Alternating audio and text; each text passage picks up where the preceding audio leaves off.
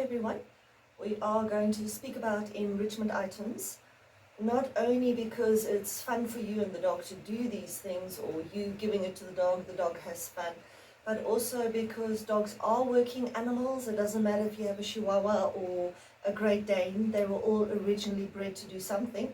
So let's give them extra things to do, little puzzles to work out. You can even use their food in the enrichment items and let them rather hunt and forage their food rather than just gobble it up out of a bowl and not really get any satisfaction.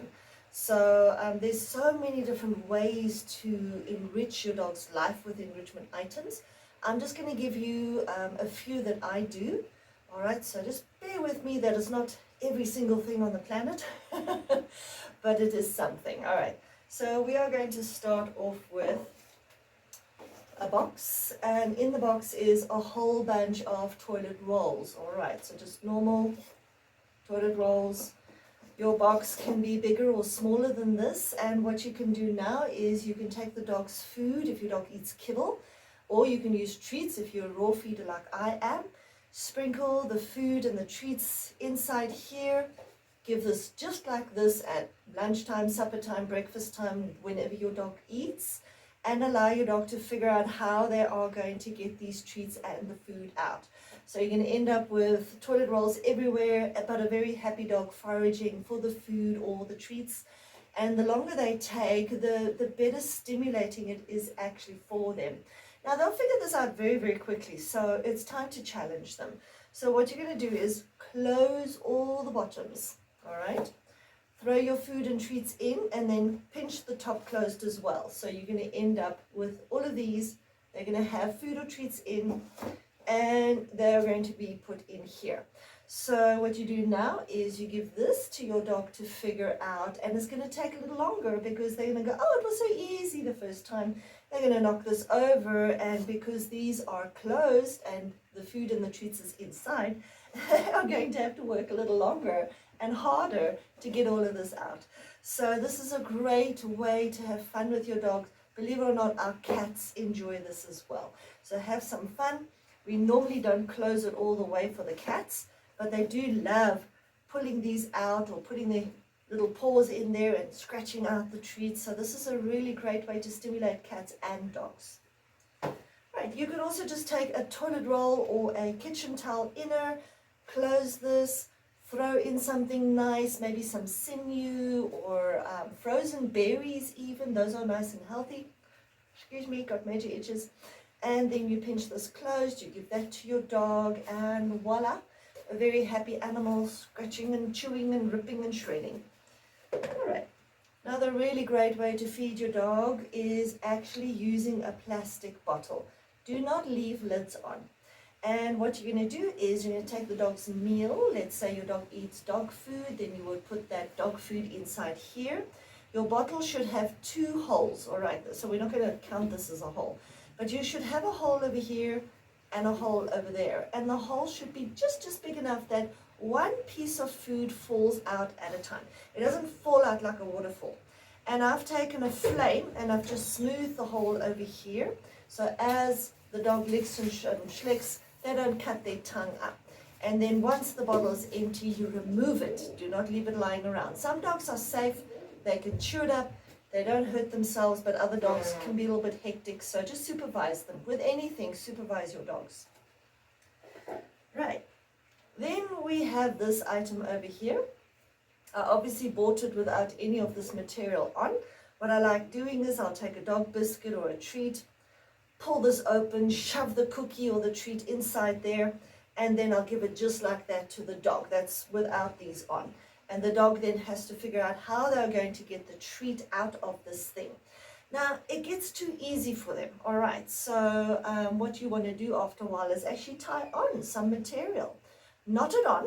You can now tie treats into the actual pieces of material and allow the dog to figure that out.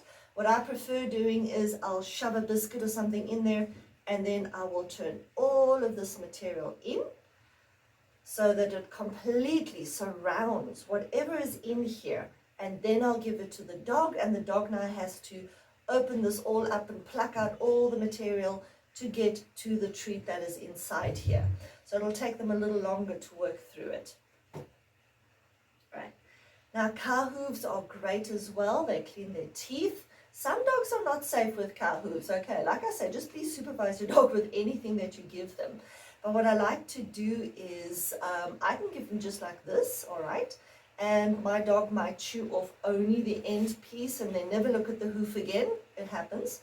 Other times he'll chew it up and there'll be nothing left. But what I prefer doing is I like to stuff them full and then freeze them and give it to the dog like that. So I normally use like a Petley's, but I use the pate, not the chunks and gravy.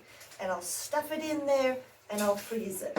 Another nice one, obviously if your dog is not allergic to fish, is just this. I mean, there's like real sardines in here. Yes, I know it's for the cats, but believe it or not, the cat version of Petley's is just better. All right, full stop.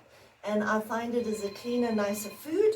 So I will use this as well, shove it into the hooves, freeze it, and then usually once our family has eaten supper, obviously the dog has been fed already, I will give him a frozen cow hoof. That entertains him for an hour, because you do not want to exercise a dog for an hour or more after they have eaten. Otherwise they can suffer from twisted gut, also called bloat, and they can die very quickly. So please be careful with your dogs.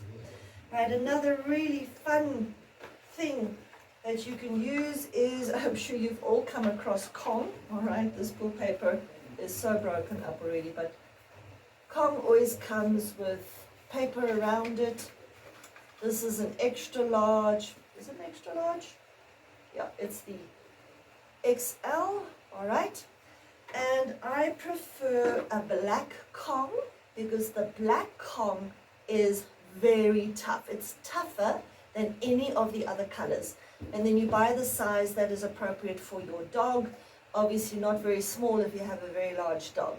Now again, what I enjoy doing is I will take the tin food and I will stuff it into the grooves. You always want to make sure that the hole is clear, that there is a clear hole.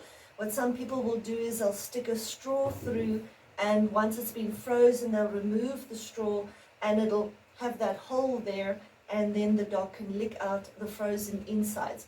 You can also put in things like goat's yogurt, berries, you name it, all right. Just make sure there is a hole so that your dog does not suck a vacuum, their tongue can get stuck. Be very careful. If your dog is very destructive and starts to destroy the Kong, don't let them swallow pieces, remove it, get a new one or a larger, tougher one. There's a lot of different items on the market. Right. Now the world also comes with wonderful ideas of puzzles. This is just one. This one was given to me. You can stick treats in there and the dog has to now move this around and try and get the treats out. The pet shops are full of these like little slidey thingies that you can get. But they are expensive, so I prefer to make my own stuff. All right, I'm going to take you guys to the deep freeze now so you can just see some of the stuffed goodies that I've got there. So here we are at the deep freeze. Right, waiting for the thunder to pass outside. It's raining cats and dogs out there. All right, so here are basically what I spoke about just now. These are all stuffed frozen cow hooves, full of either the Petley's tin food from the one tin, or even from the sardines. Actually, there's no sardine one in here right now, although I think this one might be. It doesn't even matter. And then what I also do is the cow trachea. All right, now there's not much in here, all right, but you can also stuff these tracheas and then freeze those as well and give those as a nice chewy treat. Here is a Kong, which has been stuffed. You can see there's a hole all the way through. That's so important, all right. So please make sure that first of all you've got a real Kong, not a faux pas Kong. And then when you stuff it, make sure that that hole is there, all right. Now, or you might have actually picked up that I am a raw feeder. My dog eats raw food. And this is specifically aimed at you guys with the young dogs, all right, the young, chewy dogs. Your dogs will be going through 2 teething phases. The first one is when they are obviously babies and they shed those needle teeth and they get their adult teeth. That should end between 5 and 6 months of age. Then they should have a full set of adult teeth, but those teeth have not finished growing yet, all right? So because that dog is actually still small. So between 10 and 13 months, those adult teeth that it grew will now start to settle in the skull because the skeleton will have attained adult size. And your dog will start teething all over again as those adult teeth settle in those jaws, in the skull. All right, so just be prepared to give them things that are healthy for them to chew on. Anything frozen like this is absolutely brilliant, especially on hot days. And of course, if you're going to give them stuff like this, okay, and you're going to have to cut back on their normal food that they get on a daily basis. Otherwise, they're going to become overweight, and then you're going to end up with a whole new host of problems. All right, just be very careful. Now, I'm a raw feeder. A lot of you would have picked that up watching my other videos, okay?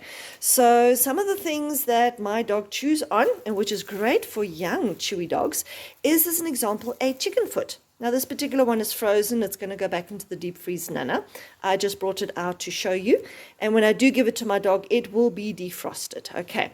Now, a chicken foot is actually mostly cartilage, a little bit of bone, but it's very high in collagen, glucosamine, and chondroitin. These are all, shall we call them chemicals, that are really, or minerals, actually they're minerals, that are really good for young growing dogs, especially large breed dogs that need a lot of those minerals to grow their bones and joints. Okay, so this is a great chewy. You do get really big ones sometimes. It just depends where you're going to go fetch or buy them. And then sometimes you get tiny ones. It doesn't matter. My dog chews, so it's not a problem. If your dog is a gulper and not a chewer, hold it and let your dog chew it off, okay? You can flick their noses if they decide to bite around on you. That's how I taught Isla, my bull terrier, who was introduced to raw food much older than the dog that I have now, who was introduced as a baby. So I had to teach her to chew, and I used to flick her nose every time she got greedy and tried to eat my hands, never mind the meaty item that I was holding. All right, so that is chicken feet. They are great. Now in here, I have got pork ribs, okay? Now, when you do give your dog any bones to chew on, do not give weight-bearing bones unless it is the end piece, the actual joint piece of a large weight-bearing bone, but do not give the actual weight-bearing bone. In other words, do not give marrow bones and stuff like that. Not only can they actually crack and cause fractures in the teeth, they will chip the enamel of teeth and damage them. If a dog eats them incorrectly, it can cause major blockages, etc., etc. The dangers are very high, so be careful. I prefer to give raw meaty bones that are softer. So there's one, and here's more. So when I do the rib thing, in particular, now these are pork, and if I can get hold of lamb sometimes, that's great too. I will cut them in pairs so that there's always two attached to each other. And I wanted to bring this and show it to you guys because not only will it keep your dog chewing really long, but it makes a great toothbrush. This is actually part of my dog's supper tonight. He will get it once he's eaten all the other food in his bowl, all the other raw foods. He will actually get these ribs and he will spend a considerable amount of time chewing on it, cleaning his teeth and being very mentally and physically stimulated by it. So for those of you with young dogs, puppies, chewing dogs, all right, dogs that are teething, these are great, all right? But please supervise your dog. Do not give this if your dog is a gulper and you cannot hold the item for them to chew on, all right? Then rather just don't give it to them. But if your dog is a chewer and they will chew anything that is small, and this is not very big, all right? Look at this. It's not very big. But my dog will actually chew on this. He will not gulp it. He will chew it down into nothing, which is great. All right, so make sure that when you give items like this, your dog is not a gulper, that they are chewers. Teach them to chew if you have to. But these are now the frozen versions of what I was chatting about earlier. Okay, there's so many different ways of enriching your dog. If your dog is a strict kibble dog only, you might want to consider scatter feeding. All right, that's when you take the food that is due to them in the bowl, you scatter it on the grass in the garden, and they will actually have to hunt and forage, all right, which is so important. We have got dogs, they are predators, all right, they are right on top of the food hierarchy, where they are hunting everything in the lower parts of the food hierarchy. All right, so please make sure you are catering to your dog's needs of hunting and foraging. Like I say, I don't care if you have a Chihuahua or a Great Dane or something in between. It's a dog, all right? And it needs to have dog needs that will be satisfied. And hunting and foraging, chewing, all these things are so satisfactory to the dog. So please make sure that they get this. You can also use food, like whatever food you've got there that you want to feed your dog, and use it in training. You ask them to sit, they do it, you reward them with their food. You ask them to lay down or do a trick or something, you reward them with their food. Okay, a very food hungry dog or food greedy dog is really going to enjoy that. All right, don't let them work for nothing. Make them work for something. All right, so nothing in life is free, as they say, and always be training. Every moment is a training opportunity. Use their foods and whatevers so that they can actually work for it and enjoy it and have fun too. All right, so those are enrichment items. Thanks for coming along on this journey, and I will see you in class. All right, see you then. And enjoy yourselves, have fun with your dogs, play with your dogs, and just have a good time, okay? Your dog is your companion, and all they want to do is just have fun with you. All right, so enjoy it. Have fun and really please supervise your dogs when they are chewing any of these. Thank you. Bye.